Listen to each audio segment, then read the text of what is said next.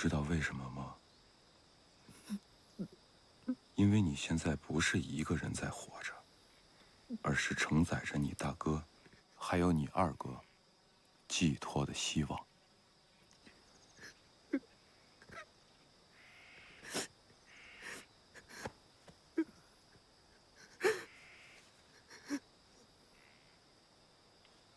师长，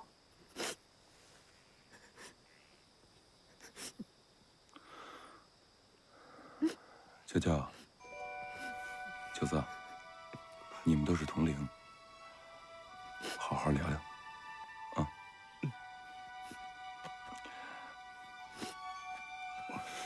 哎，金香，别哭了。哎，金香，你是几月生的呀？我们不都是同年的吗？啊，对，咱不都是17吗？你比金香小几个月是吗？对，那我应该算老三，你是老大。金香，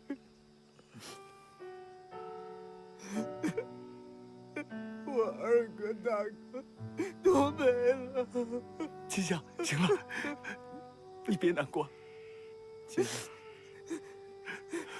你大哥、二哥都走了，我怕。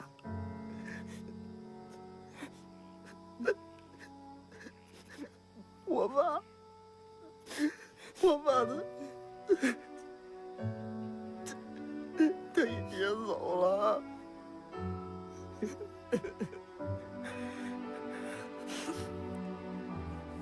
你说他们是不是结成伴回闽西去了？金香，其实你们比我都幸运。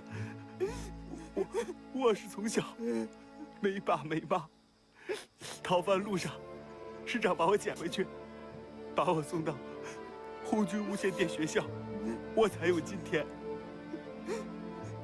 我不后悔，你说什么？我当红军不后悔。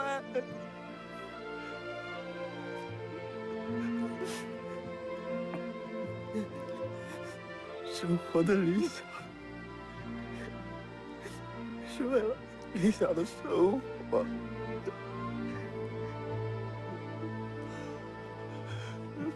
吉祥，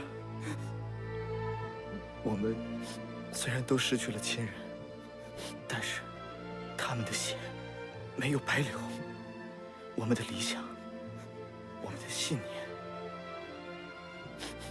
一定能够实现的。对，金香，已经过去的事，咱们没办法改变，也没得选。但是咱可以选择未来，将来的日子，虽然我也不知道，但叔叔跟我说过，未来一定是人人平等，没有人压迫人，人人都有尊严，人人都能吃饱穿暖的好日子。这个好日子就握在咱们手里，所以，为了未来，为了咱们这个好日子，咱们就得跟着红军走。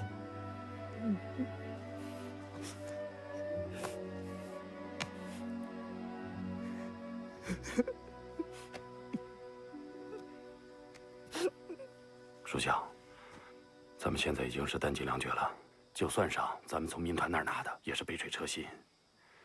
大路完全走不通，想到湘南，只能过那座山。最大的问题就是士兵们一整天没吃东西了，翻山比登天还难。老汉，刀山火海，别无选择。我现在只有一个念想，就是想为咱们红34师留个后。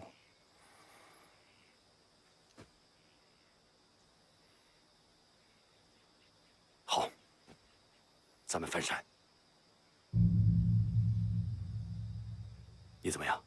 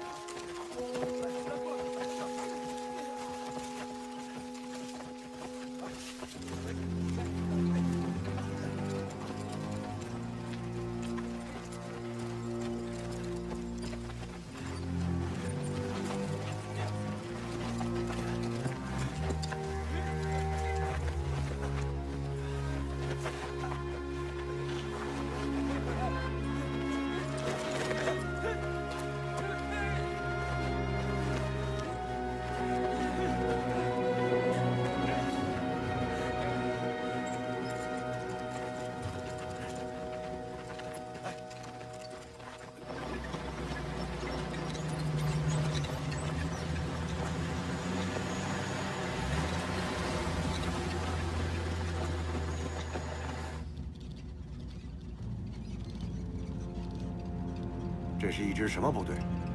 情报上说，这是一支从闽西出发的部队，番号是红34师。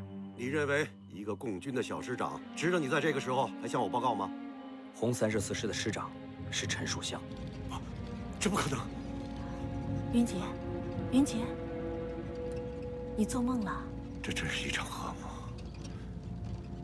没事儿，我在你身边呢。没事儿啊。我刚才睡过去了。没事儿。来。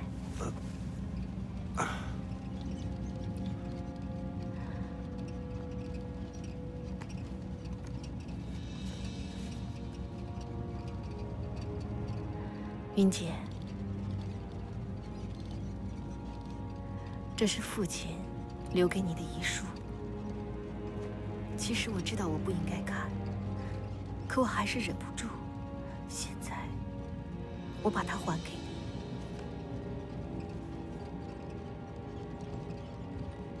你是不是想说点什么？我是一个女人，不懂政治，更不敢对你的政治选择妄论是非。我就是觉得，男人是女人头上的一片天。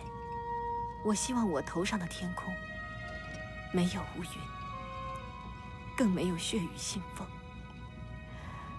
我希望我头上的那片天永远是蓝天白云，晴空万里，那该多好！可天有不测风云，更何况中国还处在一个动乱之年。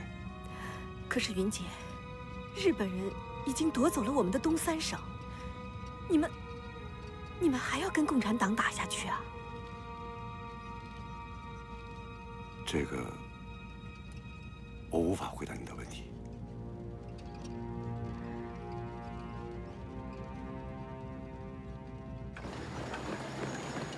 李姐，我还是跟你说说你父亲给我留下的这封遗书吧。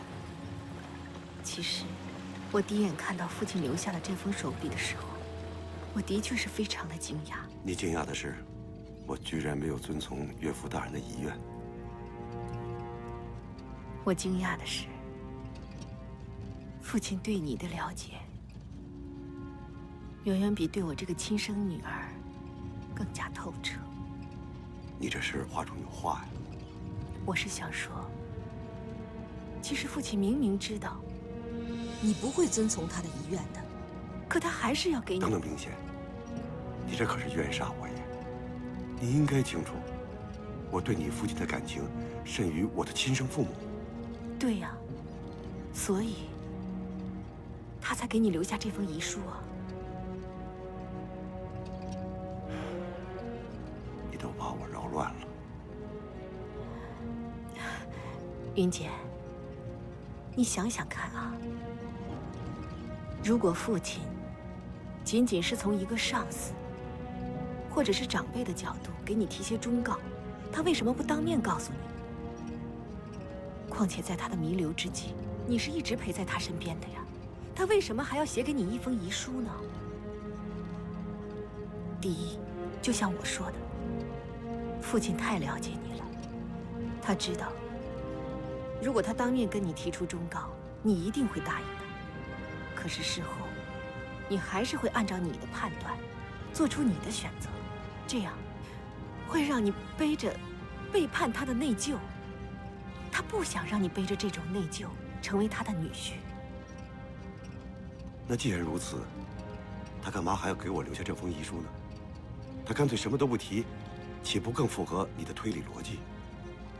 这就是我想说的第二点。他给你留下这封遗书，是因为他知道，他的亲生女儿一定会成为你的妻子。他想在这种你做出人生重大抉择的时候，留下一点父亲的期许，但是又不想让你陷入两难的选择。这就是父亲，用心良苦的父亲。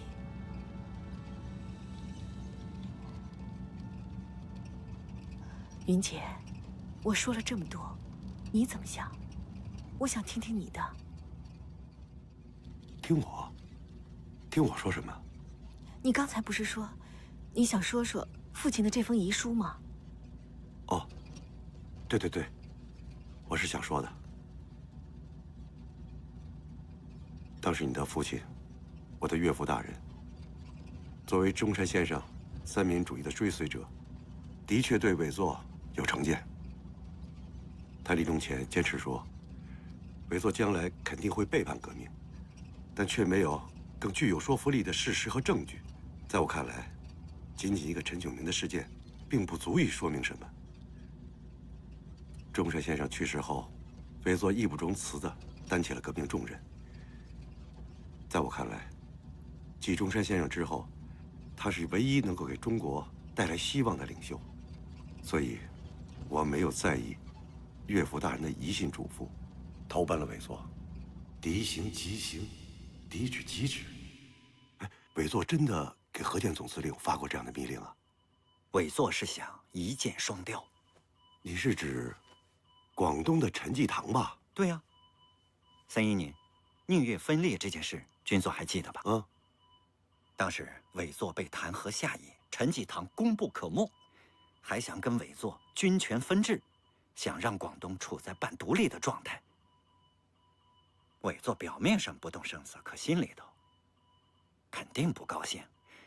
第5次围剿的兵力部署是北重南轻，伪作就是想把中共逼进广东境内，然后一石二鸟。听说陈济棠也看出伪作的意思了，所以才跟中共暗通款曲。这明摆着是贵军公然违抗伪作军令，有纵共西算、通共之嫌。白崇禧误党误国呀！中央军早不动晚不动，只等着红军进入到湘桂边境，才大举西进。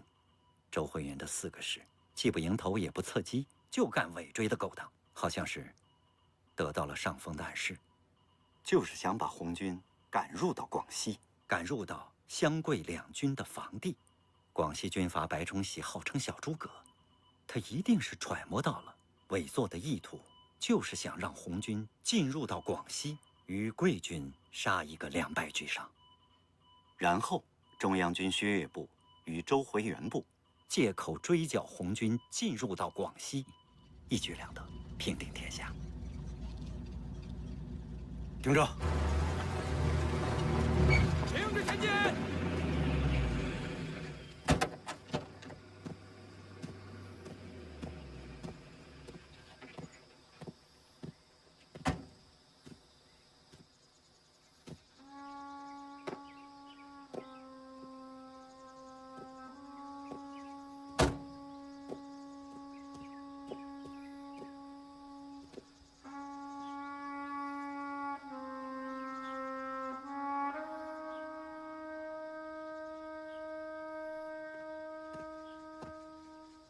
但是，现在队伍的选择，做出是对是错的结论，尚为时过早。我希望事实将会使我的岳父大人的在天之灵最终能够理解我的抉择。云姐，还是那句老话，我一点也不想干涉你的政治选择。可是，老天爷太不公平了。我最害怕的，就是我的2个最亲近的人，成为战场上的敌人。可他还是让你们相遇了。别姐，仗打成这样，我实在没有和你说军务的情绪。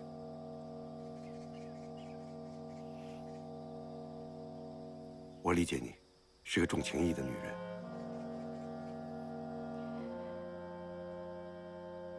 李彤，到。和各路友军及地方民团保持密切联络，随时了解红34师余部的信息。是。夫人，请上车吧。哎。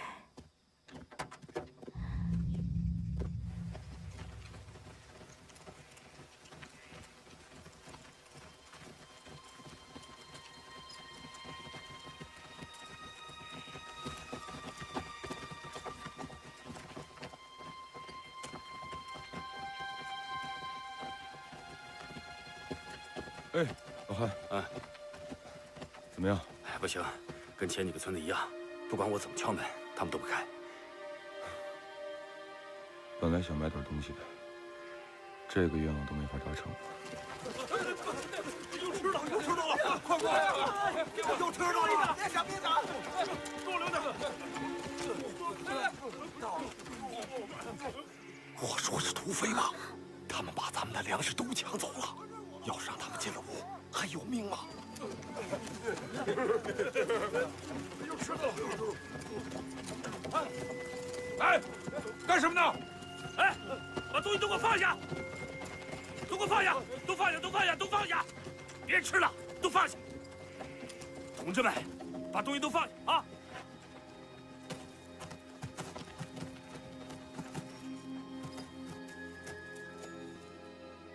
阿爸，你听一听，那当官的在说什么呢？同志们，咱们不是土匪，不是强盗，不是民团，咱们是中国工农红军，是为了老百姓打天下的部队，咱们绝不能拿老百姓的任何东西啊！这些晾晒的东西，肯定是这家人家过冬的口粮。同志们，你们想想，如果咱们把这些东西全吃了，这家人冬天不就没得吃了吗？阿爸，他们要是土匪，早就砸门了。他们真的和土匪不一样。扛枪的能有好大？别说了。同志们，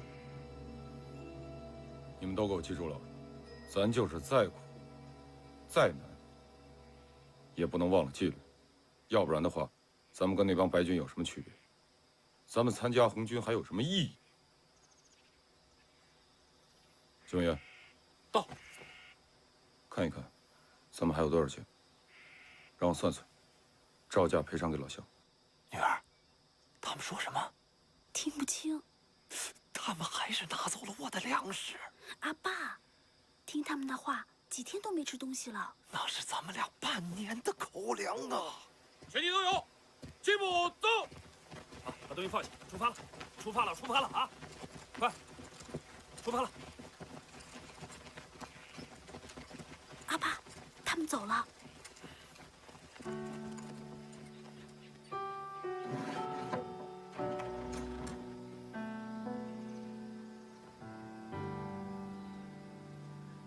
走了。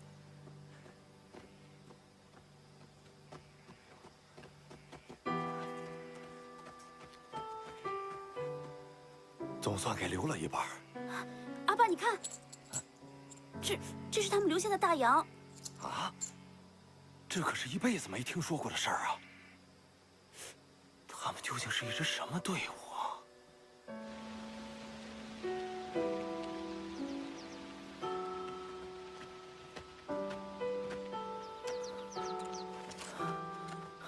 师傅，喝口水吧。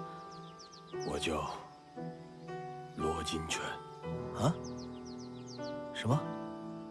这是我第一次跟别人说我的名字。啊，师傅，你叫罗什么？罗金泉，到，你回家吧。卑职今天的教程尚未完成。不用了，警备司令部有更重要的任务让你去完成。是。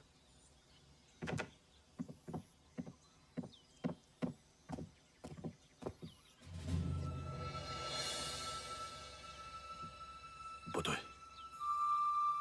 要出什么事？我早预感这几天要出什么事。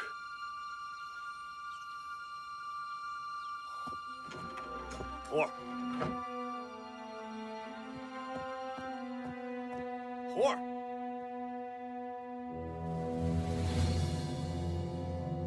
红儿，我就知道今天肯定要出事，你肯定出事了。红儿，你在哪儿？你在哪儿？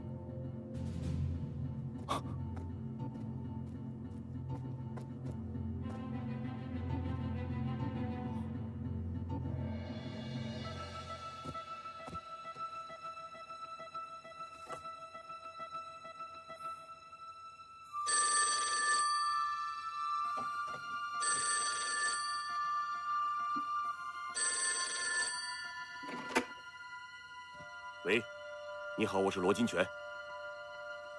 司令，几点钟？我想请个假，我夫人不见了。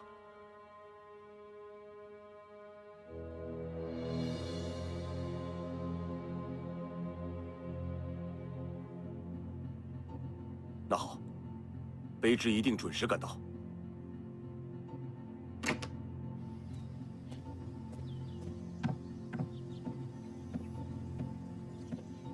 报告。那大家为什么叫你猎人啊？可能我枪法好，他们误会我是个打猎的吧。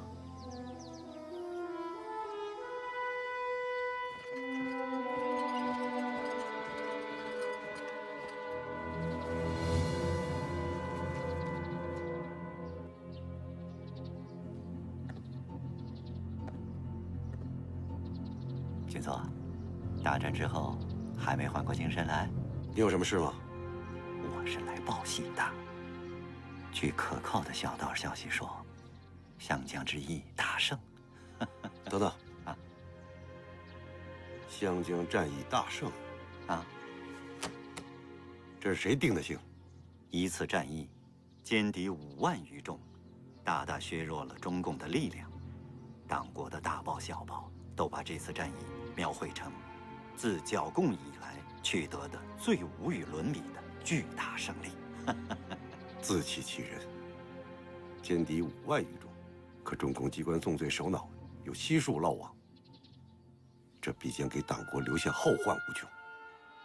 军座所言极是。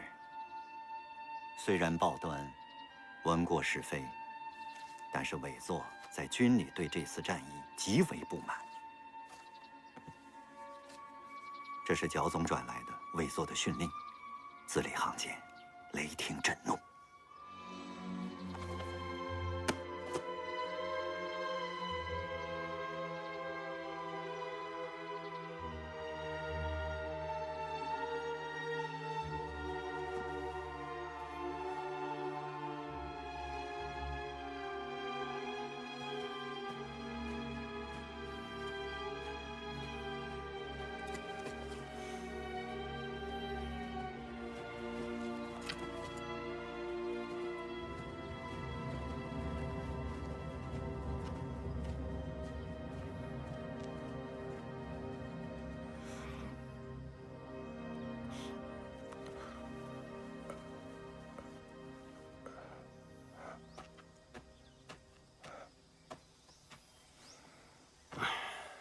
先别想了，跟你汇报个事儿。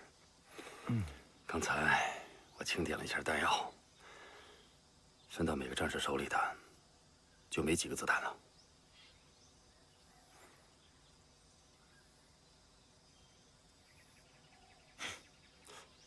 笑什么？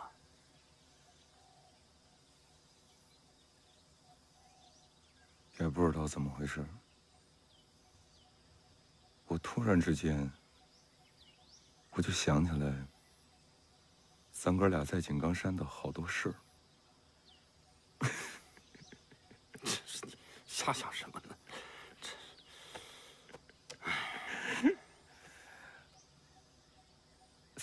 哎，是不是你撺掇的？咱俩有一天晚上跑人家炊事班偷了一只鸡呀？是我。主要是做熟了没放盐。放了，这那么淡。哎呀，当时首长就拎着咱哥俩，在全军面前做一个检讨。看看你当时那个样儿，哭得跟个小屁孩似的。行！哎呀，首长批评你的时候，你没哭啊？我没哭，你还没哭呢。你，老韩，啊，我不知道为什么，我觉得那顿饭是我这辈子吃的最好吃的一顿饭。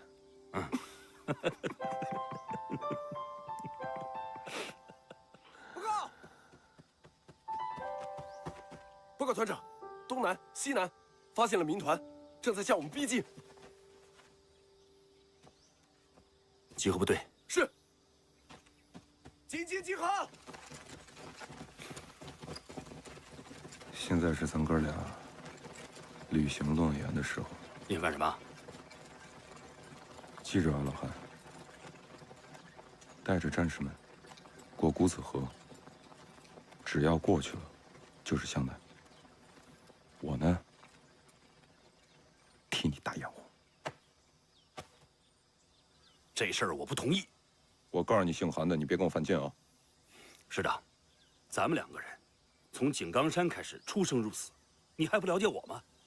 不用争了，你带着人走，我去打掩护。你别忘了，你是个红军战士，你要服从命令。我有权利提出我的意见。你没这个权利。我是34师师长，就因为你是师长，你更应该明白你现在的职责是什么。属相，你的使命是带着这些人走出去，带着咱们红34师的火种，活着冲出去。你不用跟我争了，我打掩护。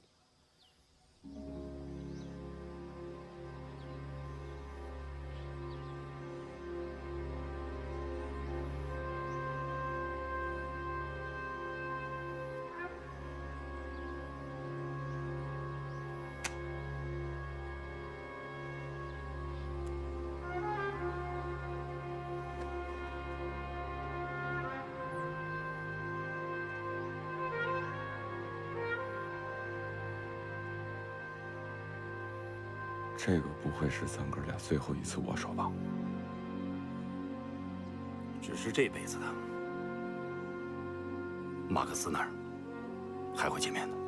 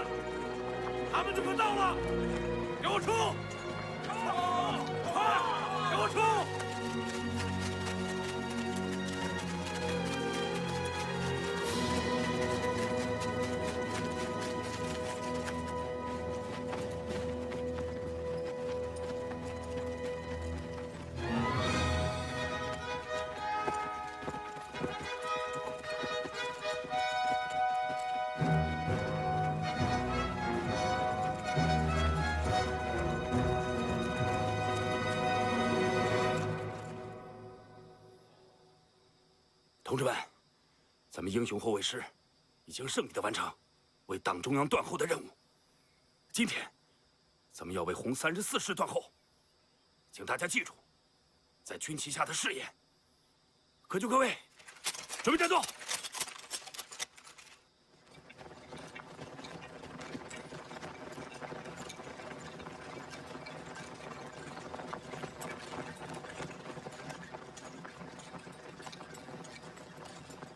打！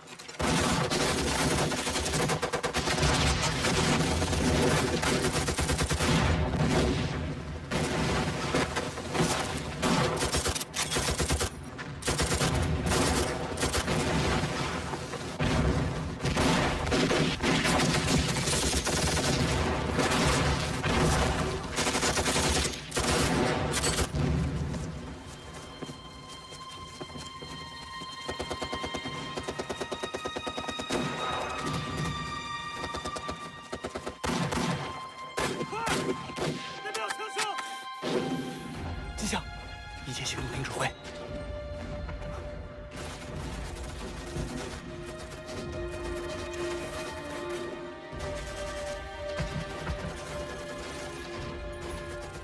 叔叔，火点兵的枪声越来越激烈了，韩团长他们会不会出事啊？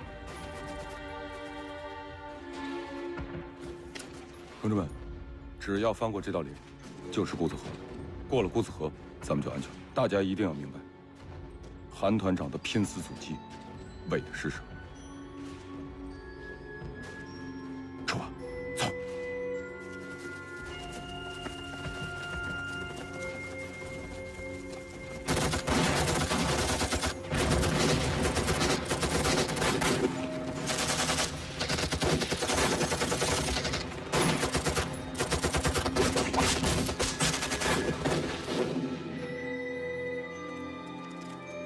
同志们，看这个样子，从正面突围是没有希望的。这样，从后山突围，在那儿隐藏，准备走。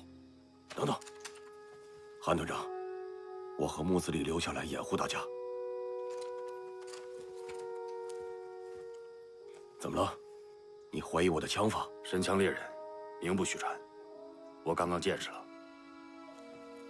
那好，那这么办吧，你们每个人留3发子弹，其余的子弹交给我和木子李。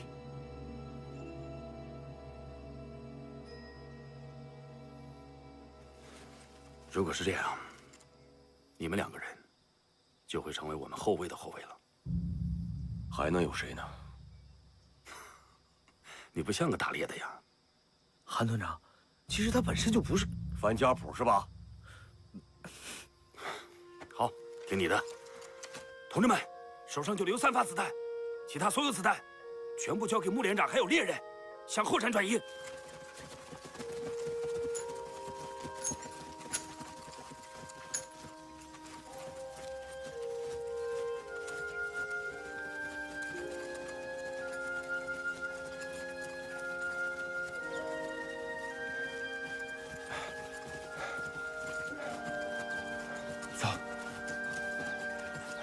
都跟上！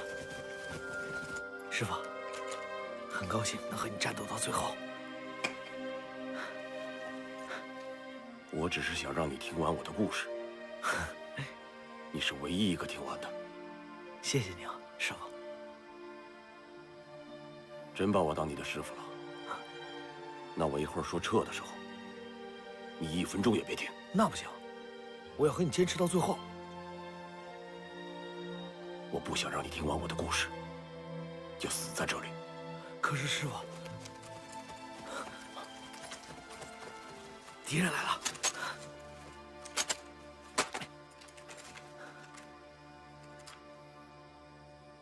你老婆叫啥？我老婆的名字可好听了，叫黄秀琴。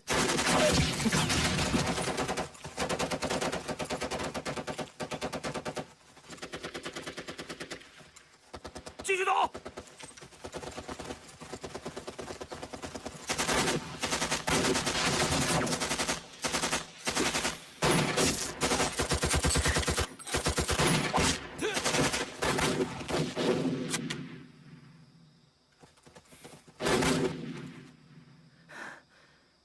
我夫人的名字也好听，叫吕红儿。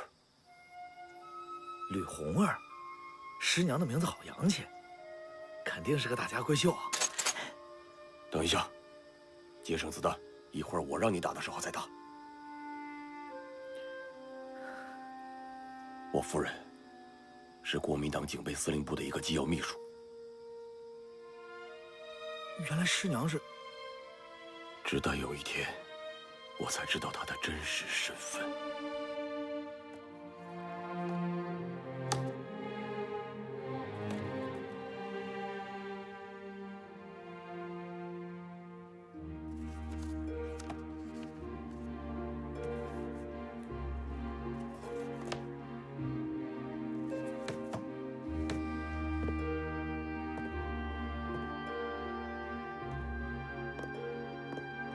你回来了。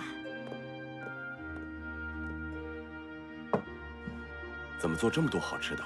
今天是咱们俩的结婚纪念日啊！哎呦，你忘了？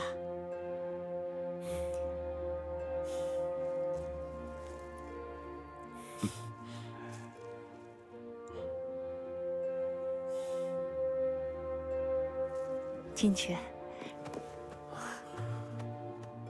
我爱你，我也爱你。我有重要的事情要跟你说。说吧。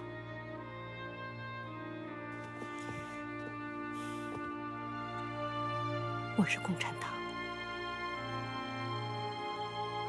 我知道。你知道？红儿，我没有因为你是共产党的身份而感到惊讶，相反，我认为我的夫人给我带来了荣耀。为什么？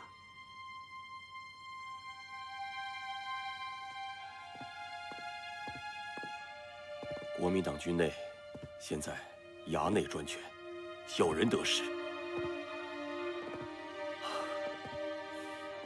我都快憋死了。金泉，虽然你穿着国民党的军服，但是你向往着光明正义。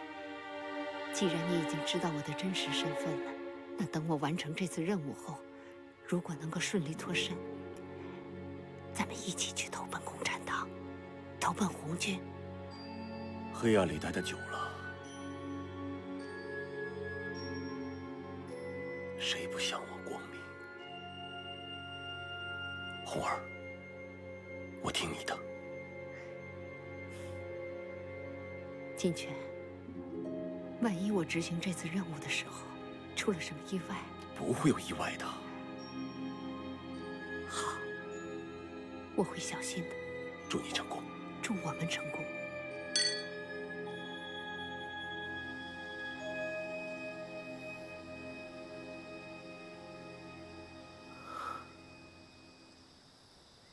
师傅，那师娘后来呢？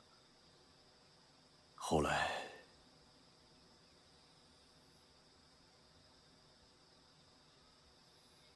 报告。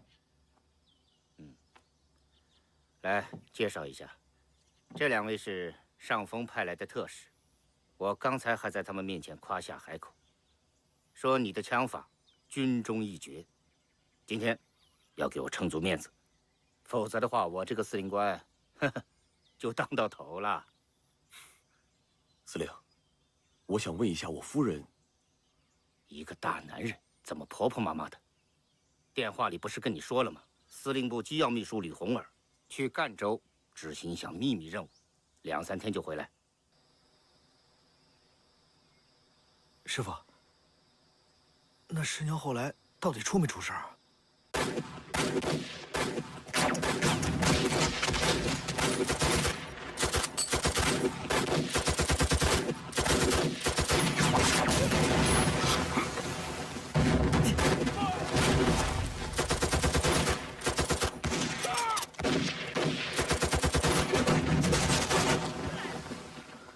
师傅，那后来我师娘到底怎么样了？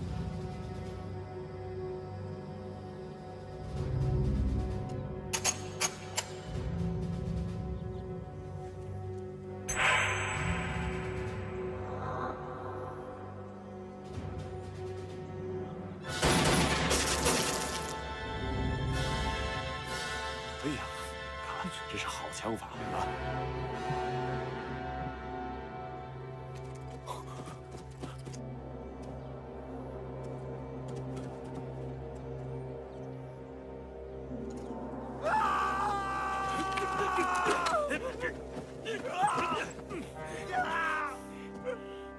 看清楚了，没错，正是你太太，司令部机要秘书吕红儿。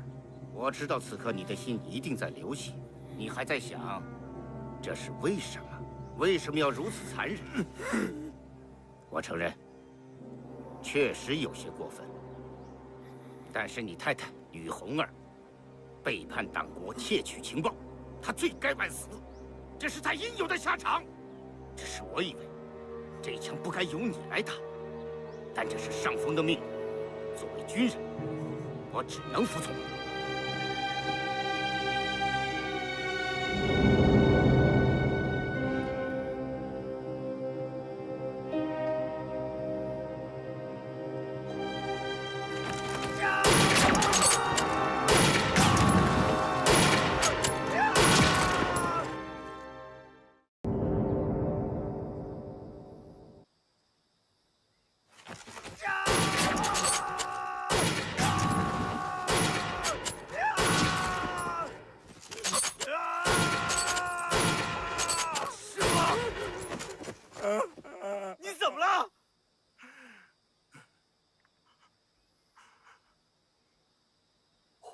亲手打死了他。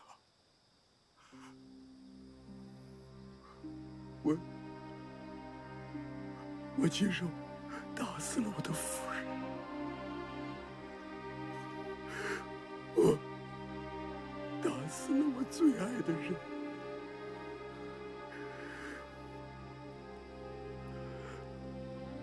红儿，我已经完成了你的遗愿。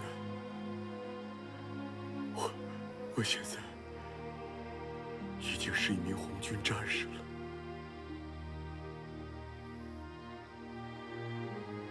我知道你想我了，我也想你。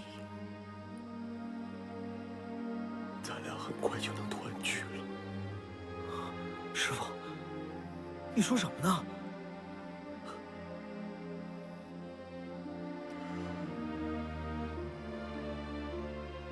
穆子立，你还认我这个师傅？好，你赶快撤退，我掩护你。不，要走咱俩一块儿走。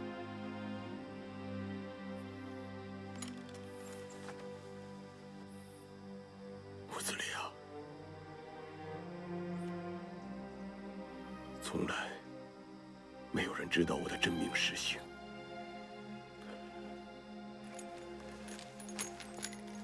也没有人知道我夫人是个共产党员。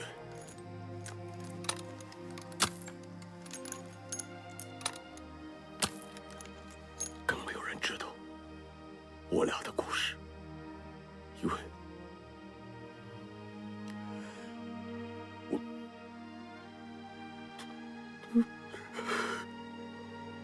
我从来不敢对人提起。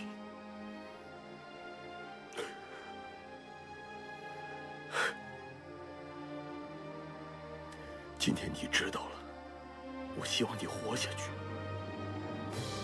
把我俩的真实姓名告诉组织。我叫罗金泉，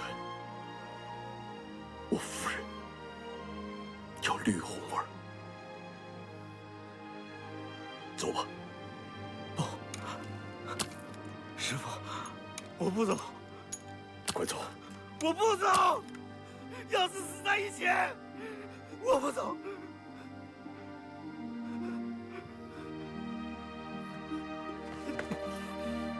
师傅跟你说的都是废话呀！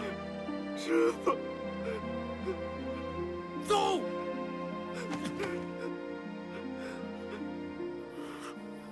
好，我走。你一定要活着，我等你，我等着你。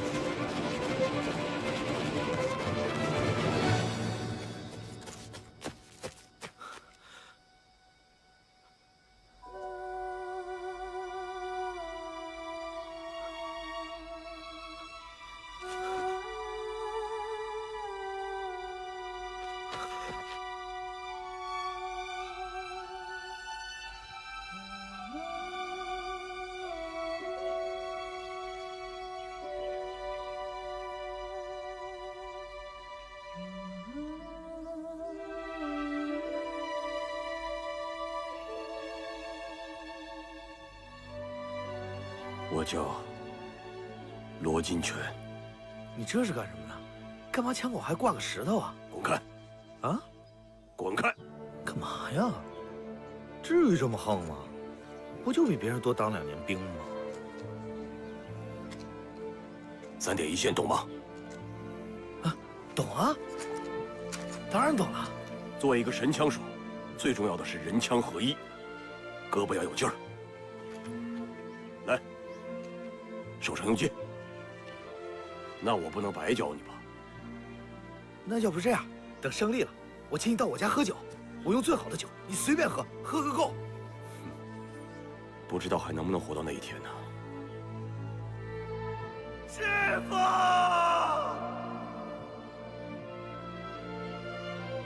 师傅！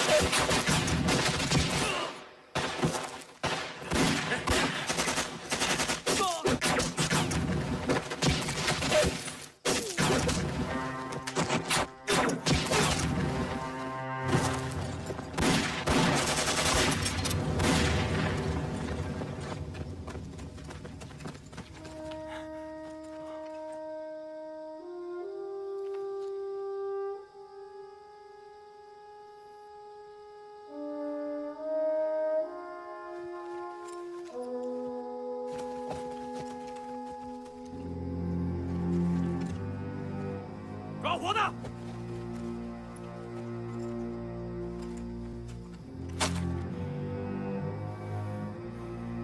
同志们，我们红军绝不做俘虏，要为所为爱，流尽最后一滴血。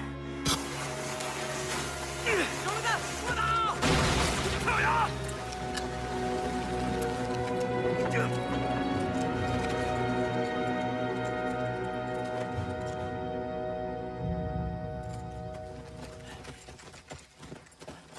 快快！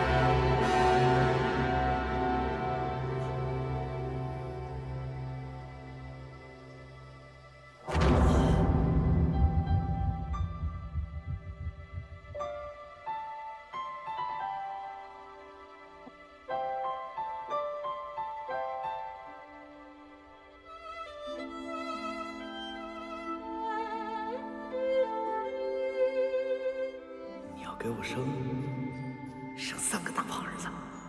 我不，我要给你生一群。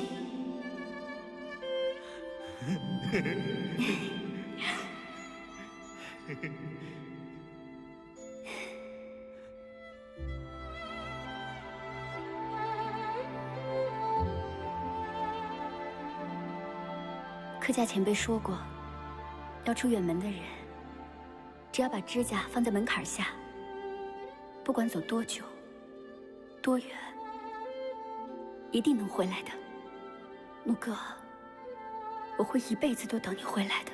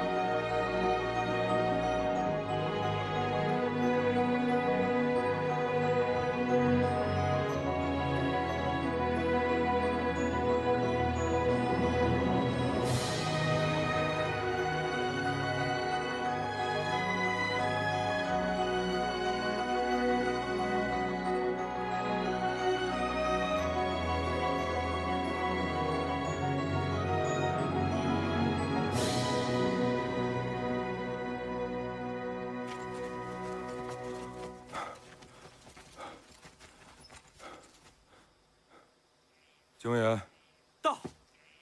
通知战士们分散休息，注意警戒。是。九子，哎，原地休息，跟我来一趟。注意隐蔽。好，快快！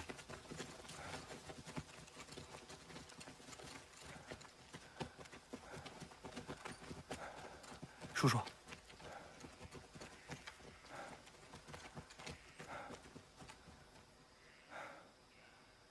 怕吗？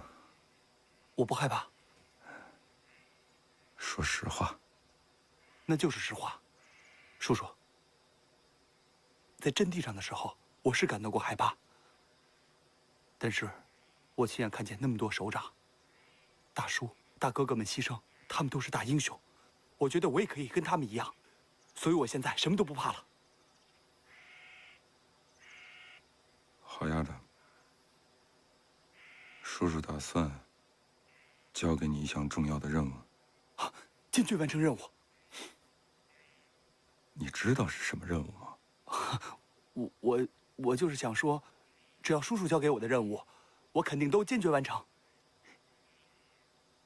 你知道哈，咱们红34师没有一个人怕死，但是叔叔心里头一直有一个愿望，就是想为咱们红34师留下一点血脉。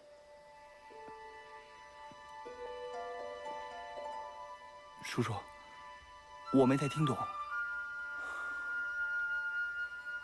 林金香、赖家教，还有你，你们3个人统领。但是你呢？你在苏区上过红军的学校，所以我希望你能够把他们2个带出去，星星之火可以燎原。朱总司令命令咱们红34师归党中央直接领导。那么我希望有朝一日你们真能出去了，代表咱们34师向党中央归建。这个就是叔叔交给你的任务。小子，你可答应过叔叔保证完成任务的。你要是不能完成任务，那叔叔可就白接你了。我坚决完成任务，叔叔，但我希望咱都能活着冲出去。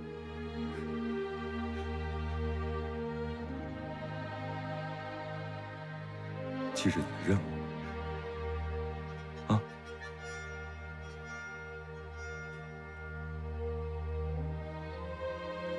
去吧，休息去吧。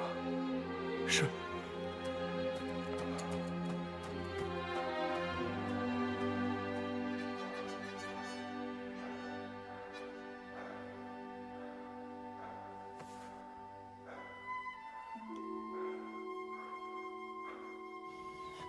女儿，女儿，爸，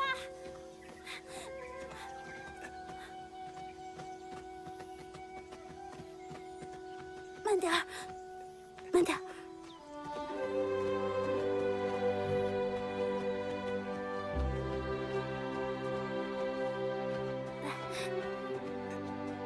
女儿，慢点儿，快去拿水。好。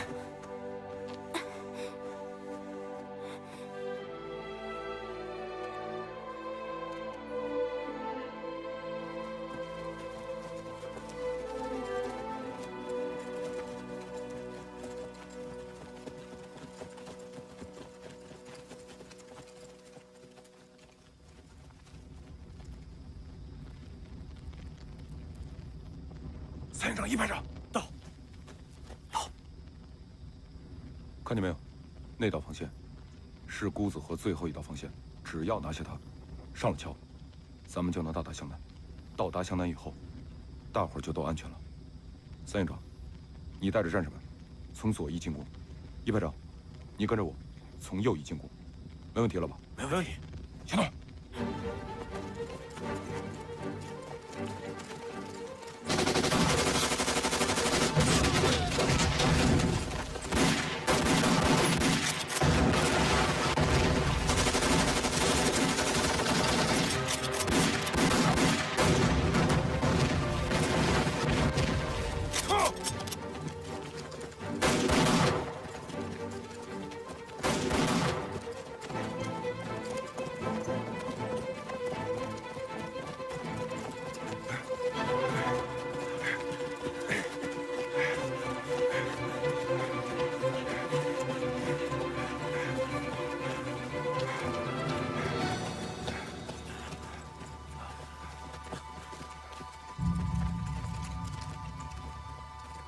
师长，桥呢？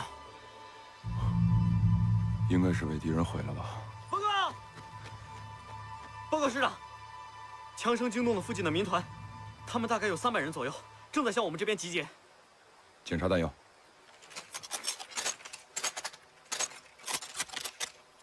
没有弹药了，师长，敌人碉堡那儿好像还有。敌人离咱们还有多远？不到500米。三营长，带人去阻击。是。一连留下，其他人跟我走。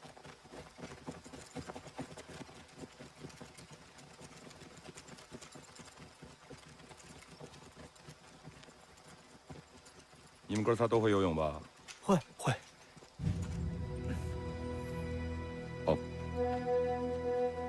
你们3个人这个小分队可以出发了。我们留下来，给你们打阻击。叔叔，咱为什么不能一起走啊？傻小子，你看看这条河，多宽！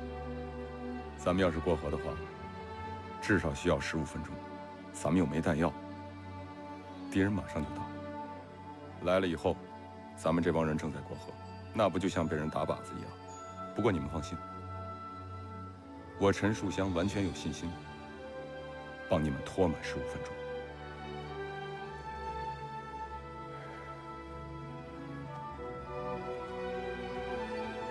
红军战士通九组，到。我手上这面军旗是红34师的军旗，它代表咱们红34师全体战士。你们作为红34师的血脉，我命令你们代表红34师向党中央归建。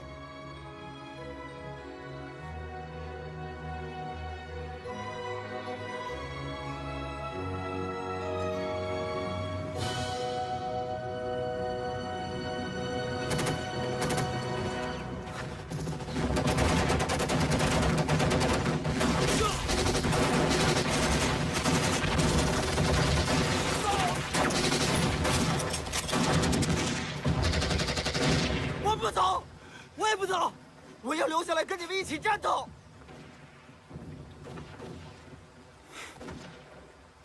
姓什么？姓赖，叫什么？赖娇娇。哪个娇啊？啊？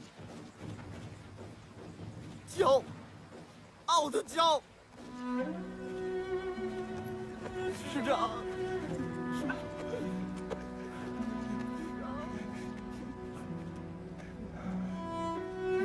这就对了，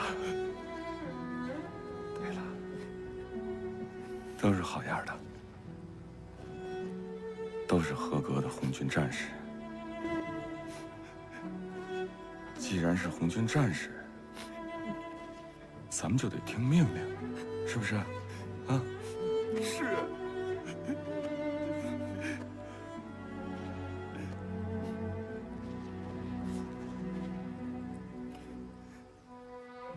走吧，走。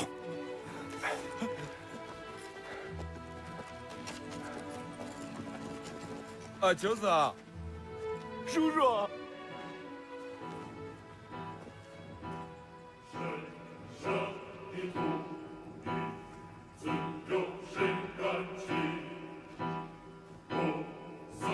往后你们哥仨，要是有了孩子，跟他们讲讲咱们红34师的故事。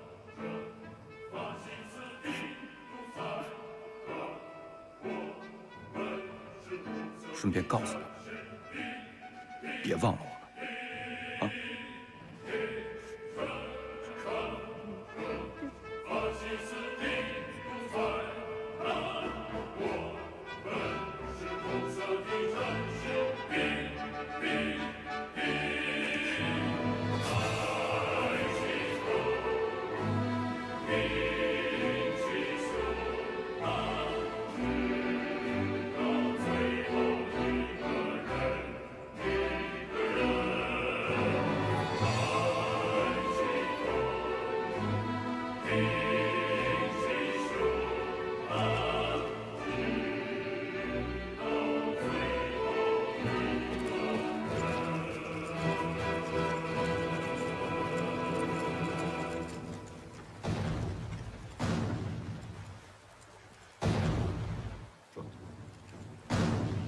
走。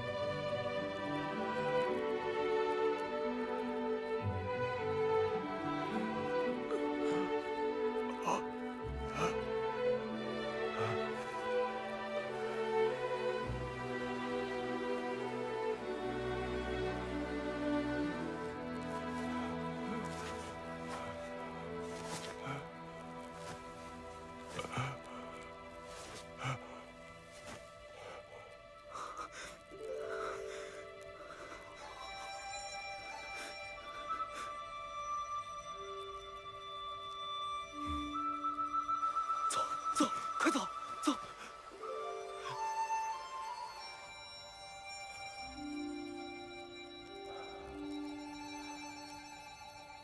男儿立志出乡关，学不成名，誓不还。埋骨何须丧子弟？人生无助，无尽身。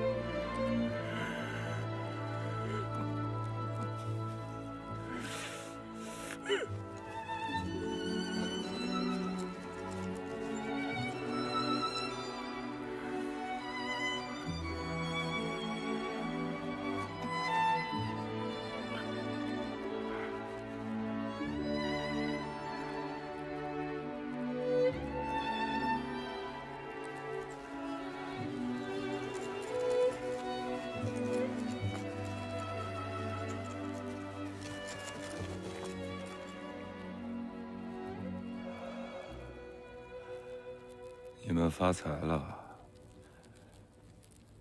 我家陈树香是红34师的师长。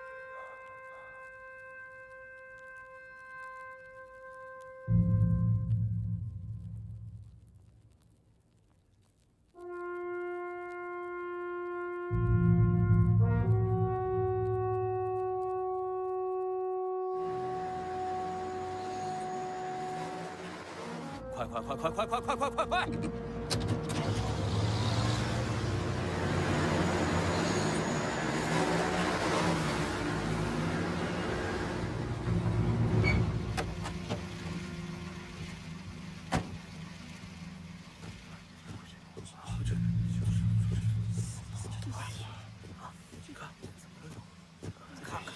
让一让，让一让，让一让！别干什么？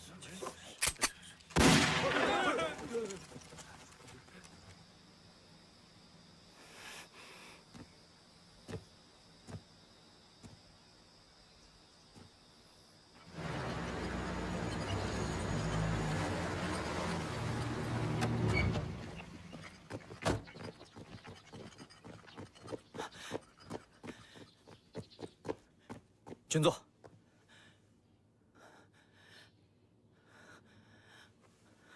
说吧。陈树香在回道县的路上死了。其实，我并不感到意外。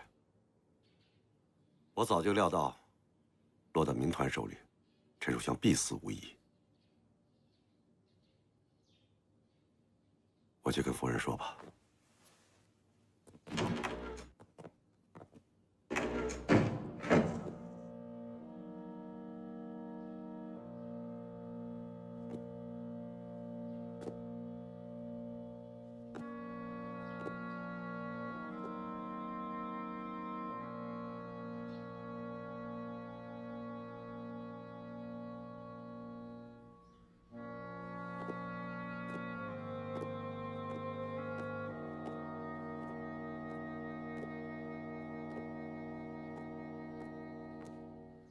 军座，陈树香不是被民团杀死的。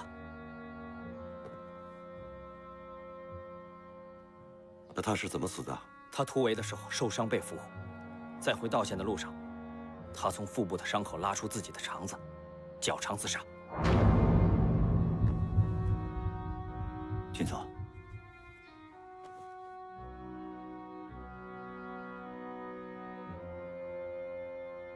为什么党国100万大军，却围不住只有不到10万的共军？为什么我们7个师的兵力，竟然跨不过陈树香1个师的防线？这是为什么？这究竟是为什么？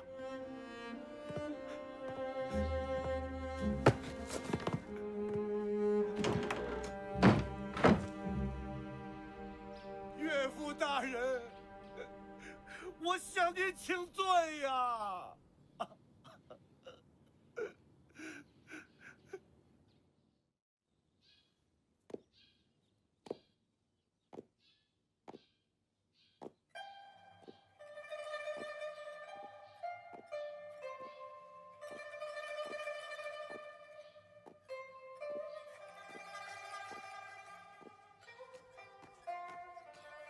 妈，该吃饭了。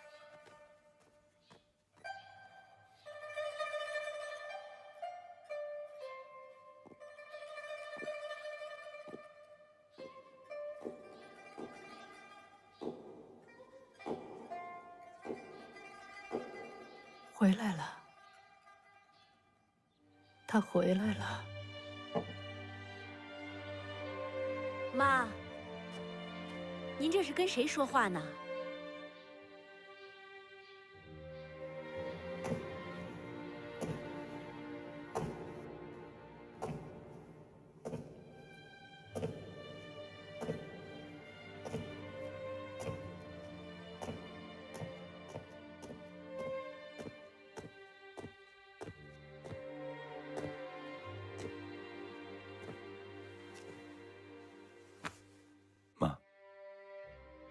儿子回来了。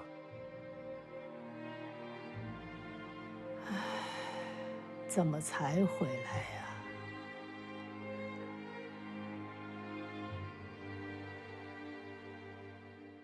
妈，古人说，父母在，不远游。其实儿子一步也没离开过妈，没离开过这儿。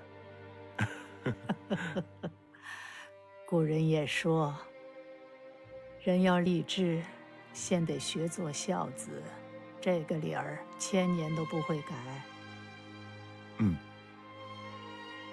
那个湘潭人教你的那首诗，还记得吗？妈，您还记得这件事呢？你现在说错一个字儿，我都能听出来。妈，这件事儿是刻在儿子心里的，他不会错的。我听着，儿子，妈听着。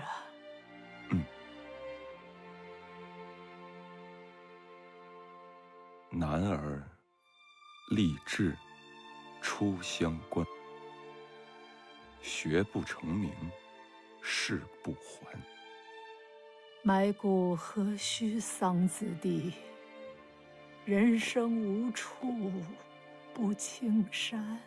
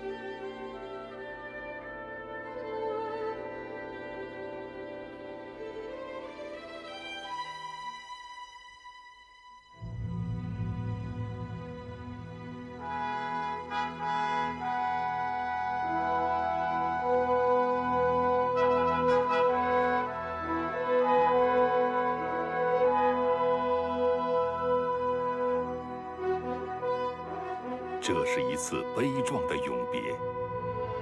党中央红军主力和中央核心纵队突破湘江封锁线，继续踏上长征之路的时候，红34师作为唯一的一支阻隔在湘江以东的建制部队，在最后突围的数次震颤的枪声后，全军覆没。正是这支英雄的部队付出的巨大牺牲，彻底粉碎了国民党蒋介石在湘江以东一举扑灭红色火种的战略企图。中央红军从瑞金出发时的8万6千多人，到今3万多主力和中央核心纵队突破湘江，以高昂的代价换来了伟大的转折。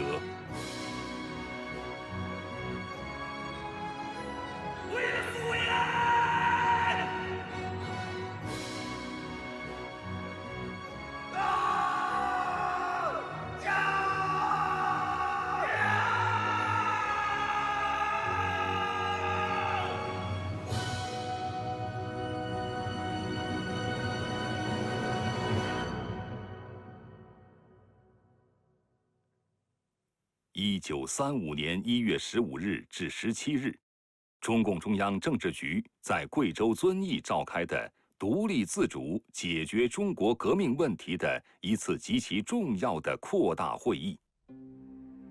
会议纠正了导致红军第5次反围剿失败和长征初期严重受挫的左倾军事指挥上的错误路线，确立以毛泽东为代表的马克思主义的正确路线在中共中央的领导地位，使危机中的中国革命发生了重大转折，中国共产党和红军从此走向胜利。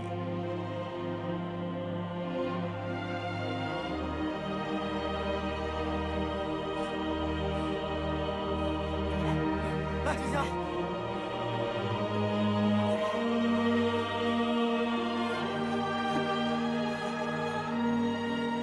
走，走。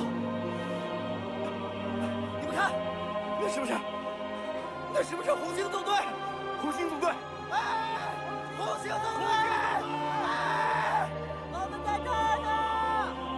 快点，舅子，快把咱们的军旗展开，给他们看看，看看。